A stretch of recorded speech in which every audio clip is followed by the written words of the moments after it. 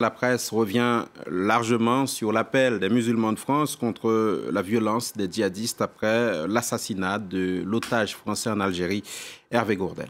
Alors on va regarder d'abord la une d'aujourd'hui en France avec cette carte de la France avec une mosaïque de photos. Je ne sais pas si on peut voir, voilà, la carte de la France avec une mosaïque de photos, des personnalités, des anonymes aussi qui disent non à la barbarie. Ces personnalités, on les retrouve dans les pages du journal, on leur a donné la parole. Ils s'expriment concernant ce qui se passe en ce moment, la situation notamment en France aussi.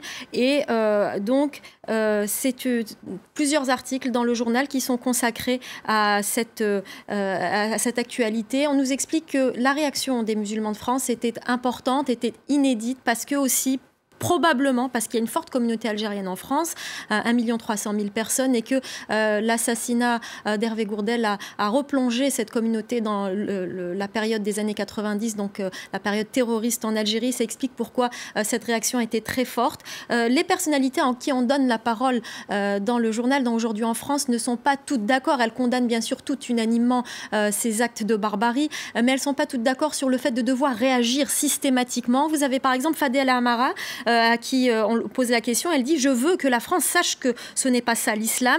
D'un autre côté, vous avez Samia Ghali, sénatrice PS à Marseille, qui, elle, dit « Je ne veux pas que les musulmans se sentent obligés de condamner à chaque fois ». Pareil pour l'islamologue Malek Chebal, qui regrette que les musulmans n'aient pas condamné plus tôt, qu'ils ne condamnent pas un peu plus souvent. Et puis vous avez le collectif contre l'islamophobie, qui estime de son côté que les musulmans ne doivent pas jouer le jeu islamophobe qui consiste à les placer en coupable et suspect idéal. Donc vous voyez que le débat est lancé et que sur ce point, les musulmans ne sont pas d'accord. Voilà pour le Parisien aujourd'hui en France. À la une de Libération, ce titre choque. Nous sommes tous des sales Français. Myriam, ton titre de Libé qui pose justement la question de la nécessité ou non d'une condamnation par les musulmans. Libération pose exactement la même question, mais Libération apporte une réponse notamment dans l'éditorial, avec ce titre « Dignité », éditorial signé Laurent Geoffrin, qui explique qu'il est vrai que c'est un peu compliqué de devoir systématiquement condamner, mais que c'est utile, c'est digne, parce que c'est un message de solidarité, mais c'est aussi utile pour contrer l'islam radical et l'extrême droite qui prône le choc des civilisations.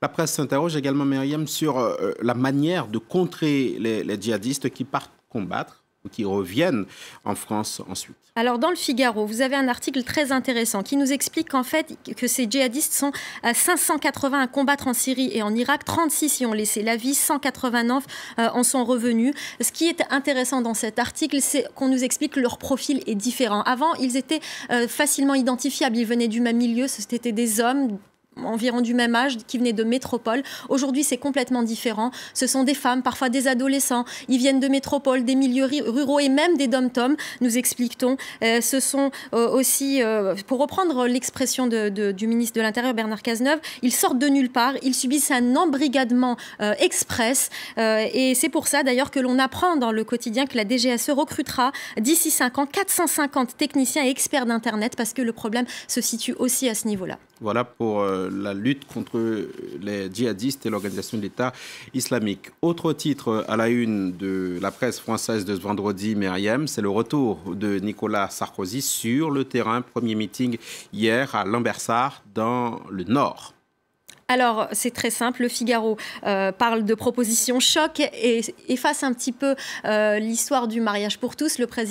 L'ancien président français Nicolas Sarkozy a dit qu'il se réunira et qu'il décidera, mais n'a pas donné de solution. En revanche, on nous explique que c'est un retour, que l'ancien président continue à avancer à droite avec des propositions les mêmes que 2012.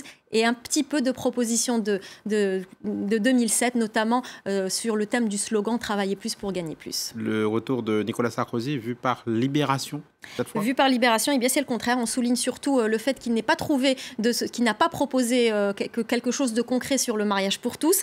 Et avec cette expression qui résume bien l'article de Libération, une pirouette qui résume tout son discours et qui explique aussi le retour en 2012. On reste, Myriam, dans le nord de la France France avec cette histoire de délinquance des seniors. Rapidement, non? Pas le temps? On n'a plus le temps. On n'a plus le temps. Ça sera pour tout à l'heure dans l'autre revue de presse. Merci Myriam Amila. On observe une toute petite pause dans Paris Direct. Au retour, nouveau journal avec bien sûr l'émotion en France après l'assassinat d'Hervé Gourdel. Et dans le focus du jour, suite et fin de notre série Paris-Ville-Monde pour marquer l'arrivée de France 24 sur la TNT en région parisienne. Restez avec nous.